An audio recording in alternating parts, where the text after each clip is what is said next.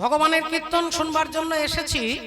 কীর্তনের মধ্যে কি রতন লুকিয়ে আছে, কীর্তনের মধ্যে কি শিক্ষা, সামাজিক শিক্ষা, আধ্যাত্মিক শিক্ষা, আমরা কিভাবে শান্তি পাবো, কিভাবে আমরা আনন্দের সন্ধান পাবো, এটা দেখানোর, এটা জানানোর জন্যই ভগবানের লীলা। তাহলে একটু ভালো করে ভেবে দেখুন, ভক্তিমতী মায়েরা এখানে অনেকে আছেন যারা ভক্তি নিয়ে হাঁটা চলা করেন, অনেকে একাদশী করেছেন। আবার আগামী কালকে যেমন আমরা সবাই একাদশী ব্রত আগামী কালকে আমরা পালন করব। আজকেও অনেকে দশমী বৃদ্ধা একাদশী অনেকে করেছেন। একাদশী কেন করব, কারণটা কি? এর বৈজ্ঞানিক, বিজ্ঞান ভিত্তিক যুক্তি। এখন তো মানুষ আধ্যাত্মিক ভগবানের কথা বাদ দিয়ে এর মধ্যে যদি সায়েন্টিফিক কোনো যুক্তি থাকে তাহলে মানুষ সেটাকে বেশি ভাবে গ্রহণ করে। দেখুন, আমাদের দেহের মধ্যে শ্বেত কণিকা, লোহিত কণিকা, বিজ্ঞান বলছে, আমি বলছি না, আমাদের শরীরের মধ্যে লোহিত কণিকা আর শ্বেত কণিকা থাকে, আপনারা জানেন। দুটোর কাজ কি না, শ্বেত কণিকা আর লোহিত কণিকার কাজ হচ্ছে, লোহিত কণিকা আপনার রক্তটাকে ফিল্টার করে, পরিষ্কার করে, আর শ্বেত কণিকা কি করে না, আমার শরীর থেকে রোগ জ্বালা যন্ত্রণাকে প্রোটেকশন দেয়। আজকের দিনে মানে একাদশীর দিনে যদি কেউ ভাত খায়, পার্থক্য কি হবে? বলে অন্য কিছু হবে না, আপনার শ্বেত কণিকাগুলো দুর্বল হয়ে যাবে। আমাদের শরীরে 70% জল আছে, জল দিয়ে তৈরি আমাদের দেহ। ক্ষিতি অব তেজ মরুদ বোম, 70% জল। একাদশীর দিনে যদি ভাত খায়, ভাতের মধ্যে একটা রস আছে। আপনার বাড়ির উঠোনে, কাঁচা উঠোনে 2 বালতি জল ঢেলে দিলে বলে মাটিটা শুষে নেবে। এতে যদি 5 ড্রাম জল ঢেলে দেওয়া হয় বলে গোটা জায়গাটা কাদা হয়ে যাবে, নরম হয়ে যাবে। আপনি পা দিলেই কাদার মধ্যে পাতা ঢুকে যাবে।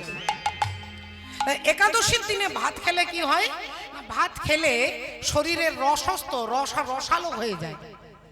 আর তখন রোগ জীবাণু, যিনি লড়াই করবেন তিনি যদি দুর্বল হয়ে যায় তাহলে রোগ জীবাণু বাড়বে না কমবে? আপনারাই ভেবে দেখুন। যিনি রোগ জীবাণুর সঙ্গে যুদ্ধ করবে তিনি যদি অসুস্থ হয়ে যায়, তাহলে যুদ্ধ করার লোকটা যদি দুর্বল হয়ে যায় তাহলে যুদ্ধটা করবে কি করে? এটা গেল সায়েন্টিফিক কজ। আগামীকাল কিংবা আজকে ধরুন, যাকে বলা হয় দেব উঠানি একাদশী কিংবা উত্থান একাদশী। এতদিন পর্যন্ত 4 মাস পর্যন্ত দেবতাগণ সবাই বিশ্রামে ছিলেন, দেবতারা ঘুমিয়েছিলেন। আগামী কালকে সবাই জাগবে। এই যে উত্তরায়ণ আর দক্ষিণায়ন, এই যে দুর্গা পূজা চলে গেল, আপনারা দেখেছেন, আপনারা আনন্দ করেছেন। দুর্গা পূজা এই পূজাটাকে অনেকে অকাল বোধন বলেন।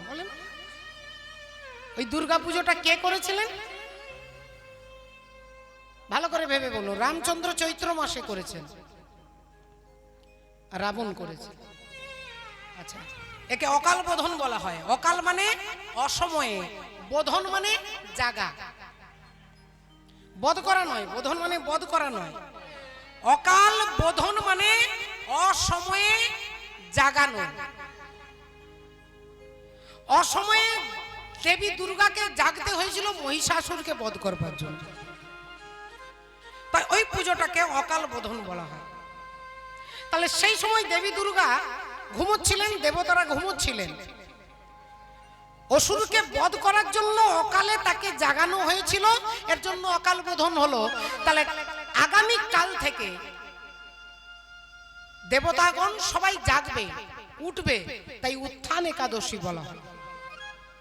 তাহলে এই একাদশী করলে কি হয় না, জগতের কেউ আপনাকে, আপনি ভগবানকে যদি না মানেন, আপনাকে কেউ কানে ধরে মানাবে না, গলায় দড়ি দিয়ে আপনাকে টেনে আপনাকে রাস্তার মাঝখানে দাঁড় করিয়ে আপনাকে কেউ মানাবে না। আর আপনি যদি মানেন তাহলে আপনাকে কেউ আঘাতও করবে না। এটা আপনার বিচারের উপর নির্ভর, ভগবান আছে কি নেই, ভগবানের কৃপা আছে কি নেই, এটা কেউ বিশ্বাস করতে পারেন নাও পারেন, কিন্তু একটা কথা, জাতি ধর্ম নির্বিশেষে সবাই মানতে আমরা বাধ্য যে আমাদের জীবনে দুঃখ আছে। দুঃখ নেই এমন ব্যক্তি হতে পারে না। একটা 10 বছরের বাচ্চা ছেলে যদি বলে দুঃখ নেই, সে বুঝছে না, সে বুঝতে পারছে না, তাই তার কথা তো শাস্ত্র ধরলে হবে না। এমন কোন জাতি নেই, এমন কোন মানুষ নেই যে যার জীবনে দুঃখ নেই।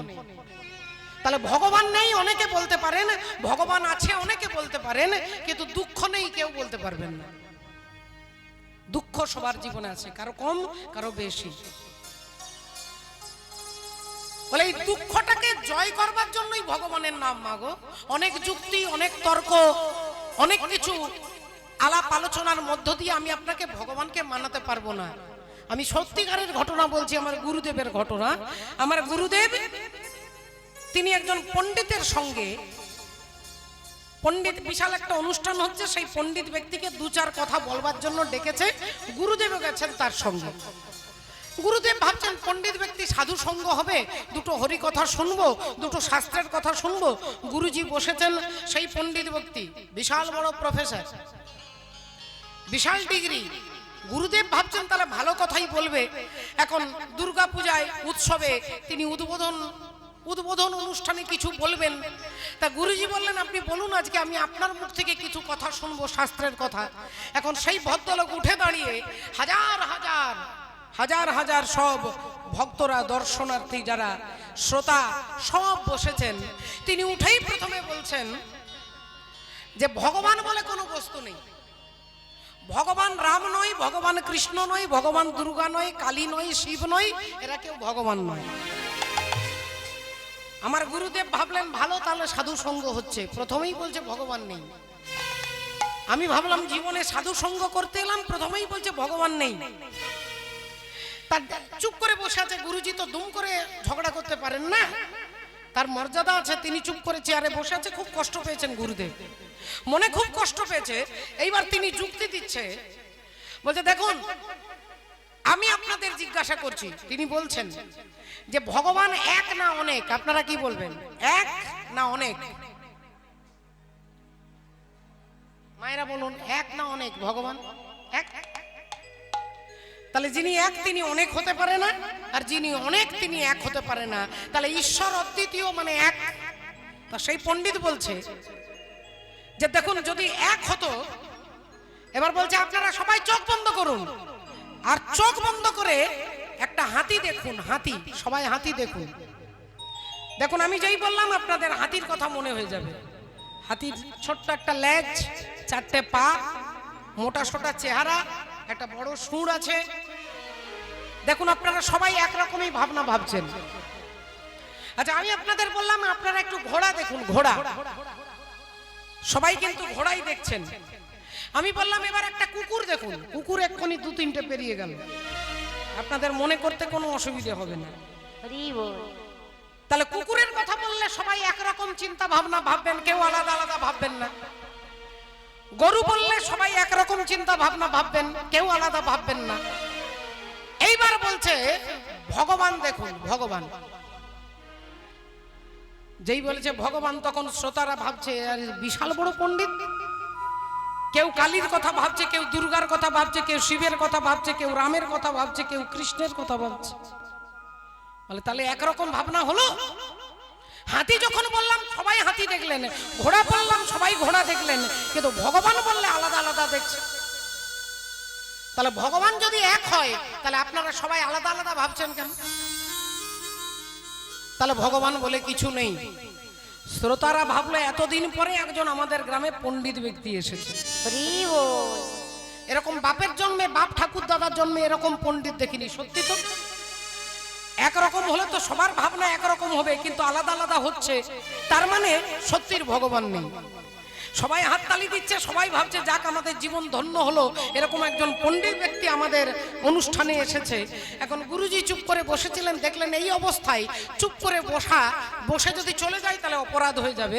গুরুজি উঠে দাঁড়িয়ে বললেন, দেখুন বাবা, আপনি তো কিছু বললেন, আপনার কথার পরিপ্রেক্ষিতে এবার আমি দু একটা কথা বলবো, আপনার কথার অনুযায়ী আমি কি বলতে পারি? তা তিনি বললেন, হ্যাঁ আসুন, বলুন বলুন না, এটা তো ধর্মীয় অনুষ্ঠান, এখানে আপনিও আপনার বক্তৃতা বলবেন, বক্তব্য বলবেন, এরা শুনবে।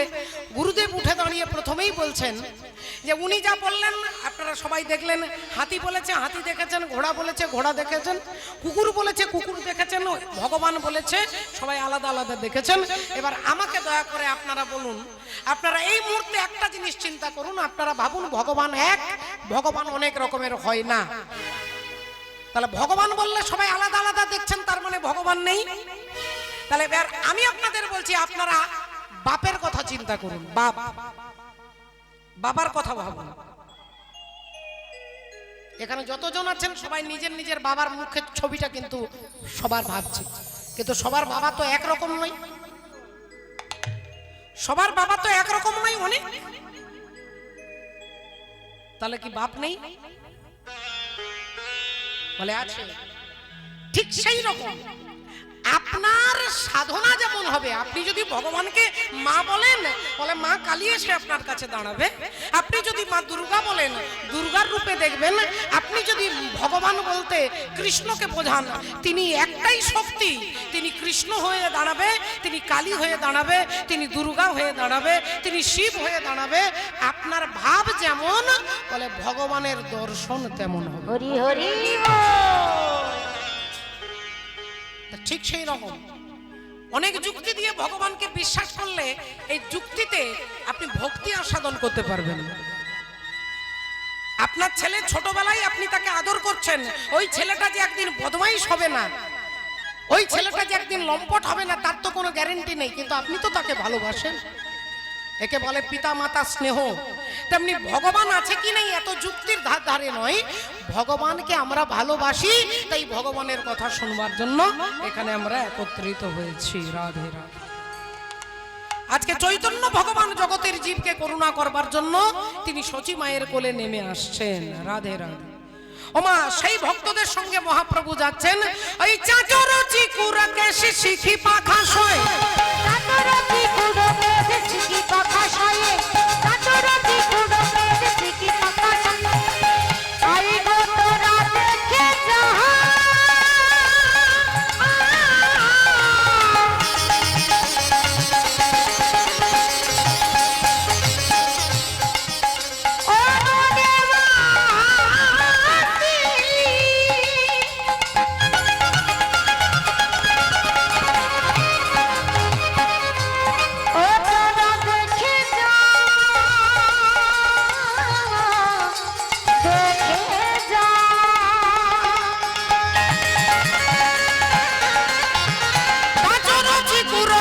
শিখি পাখা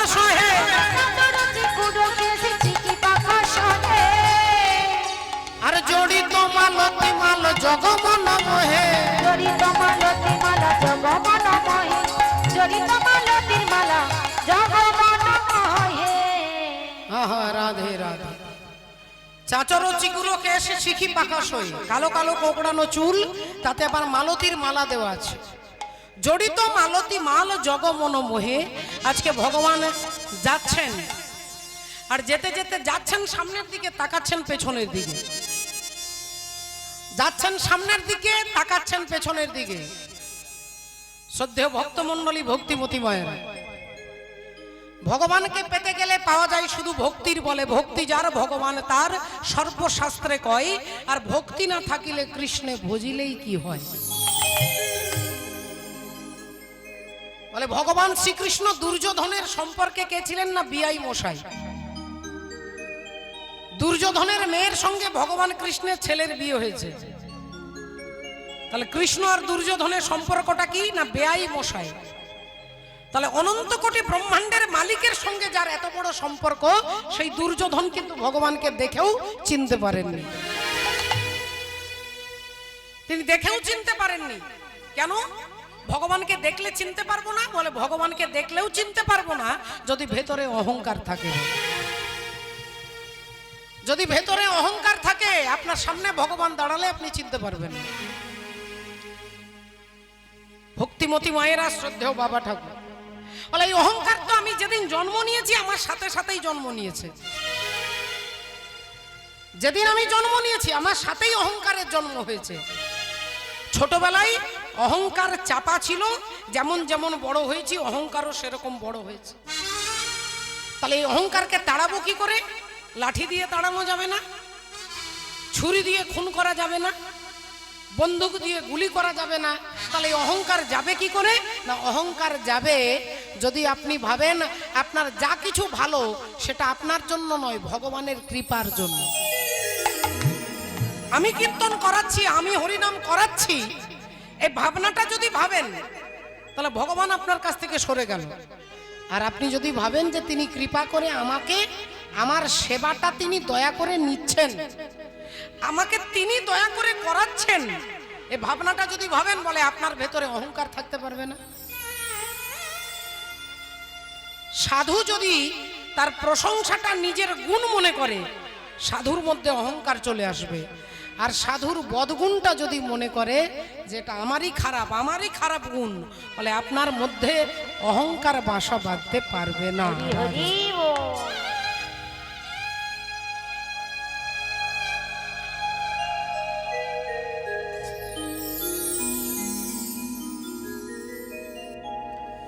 আপনার ভেতরে অহংকার যতক্ষণ থাকবে ততক্ষণ ভগবানকে দেখেও চেনা যাবে না। বলে তাহলে অহংকার তাড়াতে গেলে কি করতে হবে? অহংকার তাড়াতে গেলে হাতে তালি দিয়ে হরিনাম করতে হবে।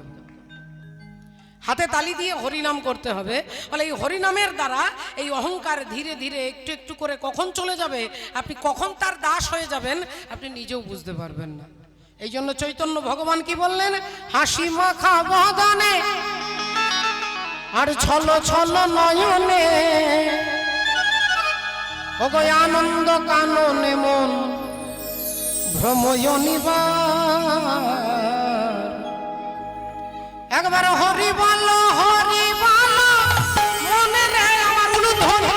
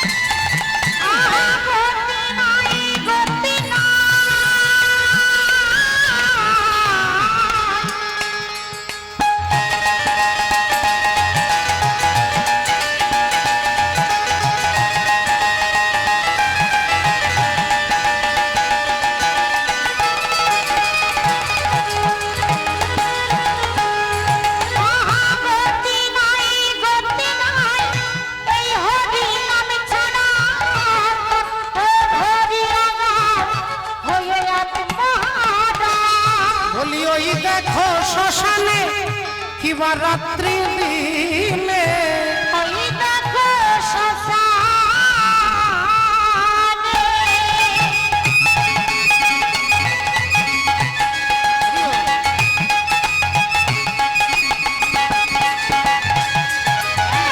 ওই দেখো দিনে পুরিতেছে মানবের যত অহংকার। হরি বল হরি বল বলে রে আমার হরি বল হরি বল মনে রে আমার, হরি বল হরি বল মনে রে আমার, হরি বল হরি বল মনে রে আমার, হরি বল হরি বল ও মনে রে আমার। হরিবলা ঠাকুর হরিবল বলাতে কলিযুগে সচী মায়ের কোলে তিনি নেমে এলেন। তাহলে হরিনামের দ্বারা জীবের অহংকার, জীবের রোগ শোক তাপ জ্বালা যন্ত্রণা সব দূরে চলে যায়। বিজ্ঞান বলছে হাতে তালি দিলে কি হবে না, যার হাই প্রেসার আছে তার প্রেসারটা কমে যাবে, আর যার লো আছে তাহলে তার বেড়ে যাবে। তালি দেবেন কি করে? দেখুন আজকের বিজ্ঞান বলছে, কিন্তু 500 বছর আগে চৈতন্য ভগবান বলছেন হাতে তালি দিয়ে হরিনাম করো। তালিটা যদি ওপরে এভাবে দেন, তালি যদি ওপরে দেন, যার হাই প্রেসার তার স্বাভাবিক হয়ে যাবে, আর তালিটা যদি এখানে দেন নিচে দেন, তাহলে তার লো প্রেসার, তার প্রেসারটা স্বাভাবিক হয়ে যাবে। এবার সেই তালিটা শুধু আপনি দেবেন কেন? আপনার আত্মার কল্যাণ হবে আর আপনার দেহের কল্যাণ হবে। শুধু তালি দেবার সময় হরে কৃষ্ণ নাম বলবেন। চৈতন্য ভগবান এটাই বলছে, 10 5 মিলিয়া দাঁড়াতে বসিয়া কীর্তন করহ সবে হাতে তালি দিয়া।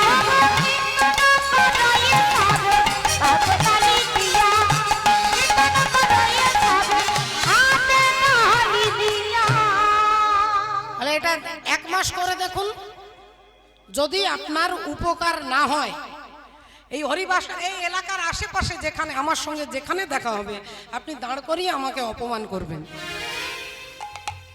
শুধু মনে রাখবেন, হাতে তালি দিয়ে 10 মিনিট আপনি যদি এই ব্যায়ামটা করেন, আপনার আত্মার কল্যাণ হবে, আপনার দেহের কল্যাণ হবে। 500 বছর আগে চৈতন্য ভগবান তিনি করুণা করে বলছেন যে হাতে তালি দিয়ে হরিনাম করো। হারমোনিয়াম বাজাতে হবে। বাড়িতে যদি কেউ মারা যায়, সে কি হারমোনিয়াম বাজিয়ে কাঁদে? তাহলে ভগবানকে ডাকার জন্য হারমোনিয়াম বাজাতে হবে, করতাল বাজাতে হবে, খোল বাজাতে হবে, এমনটা কিছু বলা নেই। তাহলে আপনি হাতে তালি দিয়ে নাম করে তাকে ডাকুন না, ভগবত কৃপা হবে, আপনার শরীরের কল্যাণ হবে। এটাই হচ্ছে জয় নিত্যানন্দ, জয় গৌরচন্দ, জয় রাধা বল্লভ, জয় জয় হে। জয় নিত্যানন্দ, জয় গৌরচন্দ্র, জয় রাধা বল্লভ, জয় জয় হে। জয় নিত্যানন্দ, জয় গৌরচন্দ্র, জয় রাধা বল্লভ, জয় জয় হে। শিবায় রে মোর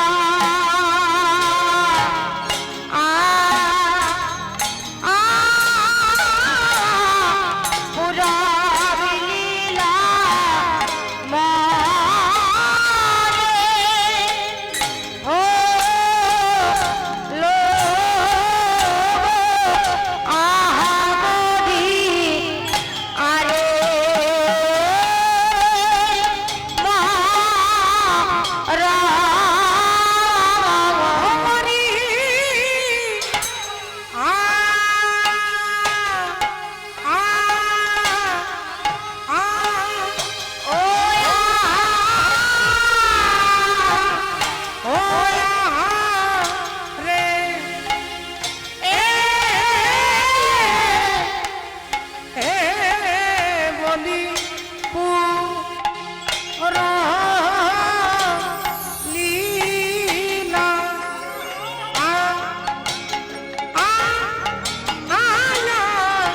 পুরম লীলা মনে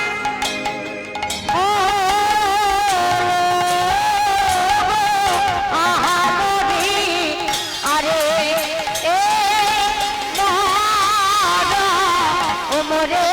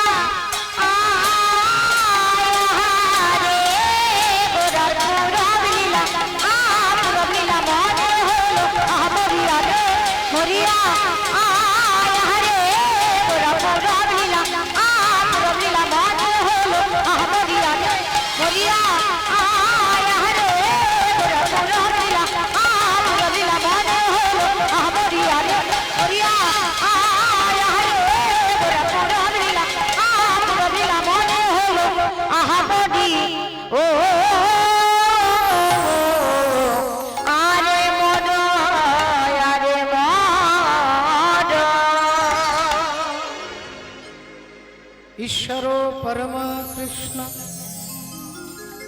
सच्चिदानंद विग्रह विग्रहो अनादिर आदि गोविंद गोविंद सर्व कारण कारणम कारणम। जय निताई उपस्थित सकल गौर कृष्ण अनुरागी अनुरागिनी आमार परम श्रद्धेय एवं श्रद्धेया समस्त वैष्णव मंडली ब्राह्मण मंडली मातृमंडली पितृमंडली सकले श्री चरणे जानाई आमार कोटि कोटि सश्रद्ध भक्तिपूर्ण दंडवत प्रणाम प्रणाम जानाई आजकेर এই महती हरिबासरेर যিনি उद्योक्ता गृहकर्ता तार परिवारेर प्रतिटी सदस्यबृंदेर चरणे जानाई आमी आमार दंडवत प्रणाम प्रणाम जानाई एलाकार समस्त देवदेवी प्रणाम जानाई उपस्थित समस्त भक्त श्रोताबृंद समस्त ग्रामबासी बृंद अनंत कोटी ब्रह्मांडेर कोटी कोटी भक्तबृंदेर चरणे आमी आमार कोटी कोटी दंडवत प्रणाम जानिए एकबार समय मिले बोलबो निताई गौर सीतानाथ प्रेमानंदे हरि हरि हरि बोल। शास्त्र पदकर्ता एक पाशे दाड़िये बोलছে आरे मोरो गोरा बीजों बोली हा नाथ बोली लोटायो धरो। जय राधे। माननीय भक्त मंडली भक्तिमती मायेरा आज के श्रीकृष्ण चैतन्य महाप्रभु आपामर जीव के करुणा करबार जन्य आमार मतो दुराचारी पापाचारी अत्याचारी कामाचारी जीव के करुणा करबार जन्य भगवान नेमे एलेन आज থেকে 540 বছর পূর্বে শ্রীধাম নবদ্বীপের মাঝে নদিয়ার মাঝে তিনি উদয় হলেন জগতের জীবকে করুণা করবার জন্য পতিত পাবন তিনি পতিত জীবকে তারণ করবার জন্য নেমে আসছেন সচি মায়ের আনন্দ মুখরাঙিনায়। আর তিনি এসে কি বললেন না জগতের জীবকে বললেন হরের নামৈব কেবলম কলো নাস্তেব গতিরন্যথা। हरि बोल। এই হরিনাম ছাড়া জীবের আর অন্য কোনো গতি নাই গতি নাই গতি নাই। তাই সেই হরিনামকে পাথেয় করে আজকে আমরা এই হরিবাসরে হরিনাম শুনবার জন্য একত্রিত হয়েছি মা গো। মহাজন এক পাশে দাঁড়িয়ে কলম দিচ্ছেন ও আরে মর আরে আমার বাড়া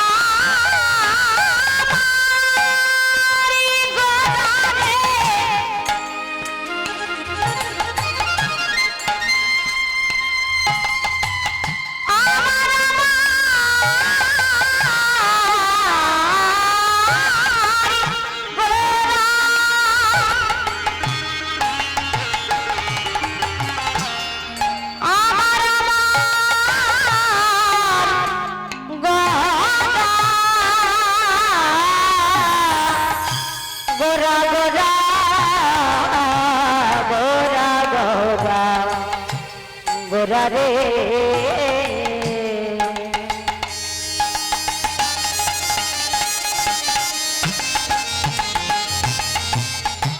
বায়ারে মোর আরে মোর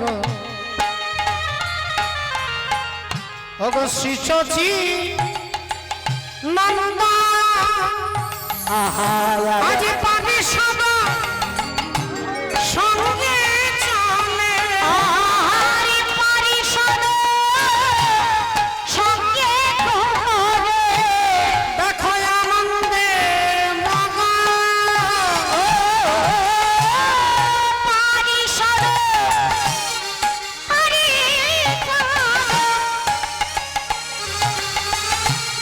পরিষদ সঙ্গে করে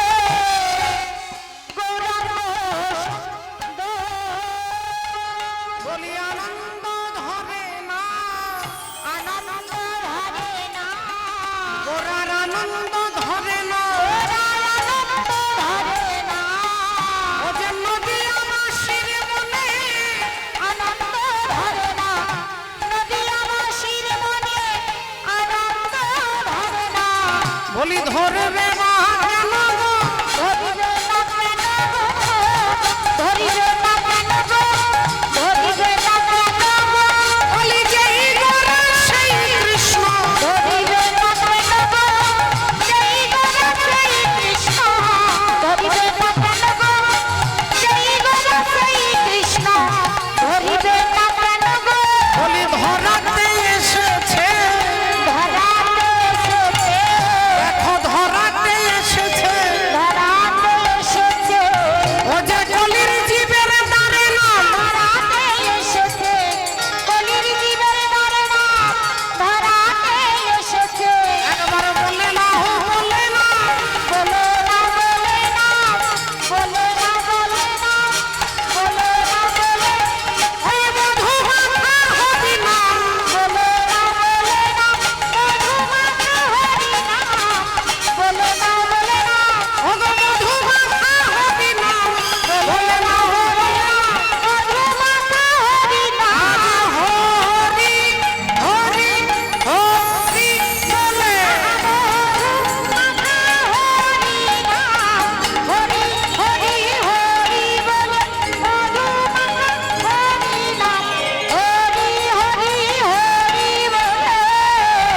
বলে না